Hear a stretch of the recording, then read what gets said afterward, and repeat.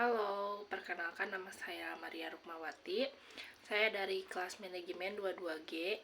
Di sini saya akan mempresentasikan tugas ekonomi makro sesi 14. Nomor 1, bagaimana pengaruh konsumsi terhadap permintaan agregat? Bagaimana pula hubungan dengan tabungan? Jadi, konsumsi memiliki pengaruh yang signifikan terhadap permintaan agregat suatu ekonomi. Permintaan agregat adalah total jumlah barang dan jasa yang diminta oleh konsumen, perusahaan, pemerintah, dan sektor luar negeri dalam suatu periode waktu tertentu. Konsumsi merupakan salah satu komponen penting dari permintaan agregat. Adapun hubungan antara konsumsi dan tabungan erat kaitannya. Tabungan adalah bagian dari pendapatan yang tidak dikonsumsi oleh individu atau rumah tangga, melainkan disisihkan atau diinvestasikan untuk digunakan di masa depan. Tabungan berfungsi sebagai sumber dana bagi perusahaan untuk melakukan investasi dalam produksi barang dan jasa. Dalam konteks permintaan agregat, tabungan juga berperan penting. Teori siklus hidup atau life cycle theory dan teori pendapatan permanen atau permanent income theory adalah dua teori ekonomi yang menjelaskan pola konsumsi individu dan bagaimana individu merencanakan pengeluaran mereka dalam jangka panjang. Berikut adalah penjelasan rinci tentang kedua teori tersebut. Yang dimaksud dengan teori siklus hidup adalah teori siklus yang mengemukakan bahwa individu cenderung merencanakan pengeluaran mereka berdasarkan siklus hidup ekonomi mereka, yaitu periode ketika mereka berada dalam tahapan produktif, pensiun, dan akhir hayat. Teori ini dikembangkan oleh ekonomi Franco Modigliani. Menurut teori ini, individu cenderung memaksimalkan utilitas konsumsi terhadap mereka dalam jangka panjang. Adapun teori pendapatan permanen adalah teori yang dikemukakan oleh ekonomi Milton Friedman. Teori ini menyatakan bahwa individu cenderung mengkonsumsi berdasarkan pendapatan permanen atau pendapatan rata-rata jangka panjang mereka. Bukan hanya pendapatan saat ini, pendapatan permanen mencakup pendapatan yang diharapkan tetap berkelanjutan dengan jangka panjang, termasuk pendapatan dari pekerjaan, investasi, dan sumber pendapatan lainnya. Nomor 3, bagaimana dengan konsumsi jika berada dalam ketidakpastian? Jika konsumsi berada dalam ketidakpastian, dapat memiliki dampak yang signifikan terhadap perilaku konsumsi individu. Ketika individu menghadapi ketidakpastian seperti ketidakpastian ekonomi, pekerjaan, atau pendapatan, mereka cenderung mengadopsi strategi yang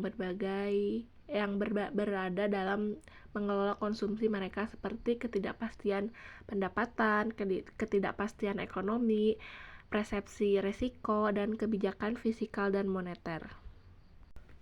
Nomor 4, apakah yang dimaksud dengan perilaku konsumsi? Mengapa itu begitu penting?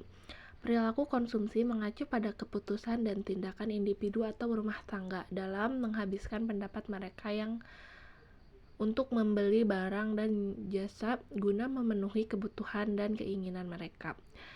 Jadi ini melibatkan proses pengambilan keputusan yang kompleks di mana individu mempertimbangkan faktor seperti preferensi pribadi, pendapatan, harga, ketidakpastian, dan faktor ekonomi lainnya. Alasan mengapa perilaku konsumsi sangat penting.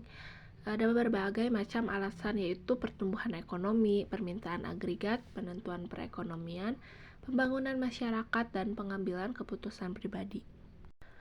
Nomor 5, apakah itu permintaan stok modal dan arus investasi? Bagaimana kaitannya satu sama lain? Permintaan stok modal mengacu pada jumlah modal fisik yang diinginkan oleh perusahaan atau sektor ekonomi dalam suatu periode waktu tertentu. Stok modal mencakup aset fisik seperti gedung, mesin, peralatan, kendaraan, dan infrastruktur yang digunakan dalam kegiatan produksi. Permintaan stok modal bergantungan pada keputusan investasi yang dibuat oleh perusahaan. Nah, dalam kaitannya, permintaan stok modal mengarah pada keputusan perusahaan tentang seberapa banyak modal yang mereka inginkan. Sedangkan arus investasi adalah implementasi nyata dari permintaan tersebut melalui pengeluaran uang untuk memperoleh atau memperbarui aset fisik.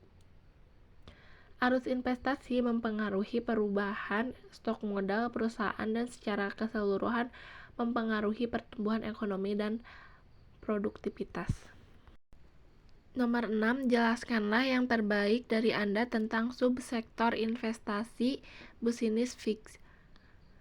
Subsektor investasi terdiri dari 3 komponen utama, yaitu investasi tetap bisnis atau bisnis fix investasi, investasi perumahan, dan perubahan inventaris ketiga.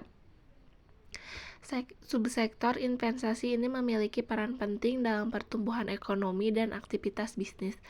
Investasi tetap bisnis meningkatkan kapasitas produksi dan produktivitas perusahaan, sementara investasinya perumahan berkontribusi pada sektor konstruksi dan pasar properti. Perubahan inventaris mencerminkan fluktuasi dalam permintaan dan produksi barang. Tingkat investasi yang tinggi dalam ketiga subsektor ini dapat mendorong pertumbuhan ekonomi, menciptakan lapangan kerja, dan meningkatkan kesejahteraan masyarakat secara keseluruhan. Nomor 7, bagaimana hubungan antara investasi dan permintaan agregat? Investasi memiliki hubungan yang erat dengan permintaan agregat dalam suatu ekonomi. Permintaan agregat mengacu pada total jumlah barang dan jasa yang diminta oleh konsumen, perusahaan, pemerintah, dan sektor luar negeri dalam suatu periode waktu tertentu. Pentingnya investasi dalam ekonomi sangat berkaitan dengan pengaruhnya terhadap permintaan agregat. Investasi yang tinggi mendorong peningkatan permintaan, pertumbuhan ekonomi, dan menciptakan peluang lapangan kerja. Sebaliknya, investasi yang rendah dapat memperlambat pertumbuhan ekonomi dan mengurangi permintaan agregat. Oleh karena itu, untuk menjaga pertumbuhan ekonomi yang sehat, penting bagi pemerintah dan sektor swasta untuk mendorong investasi yang kuat dan berkelanjutan. Mungkin cuma sekian yang bisa saya sampaikan. Mohon maaf apabila ada kesalahan atau kekurangan kata. Terima kasih atas Sekian dan perhatiannya. terima kasih.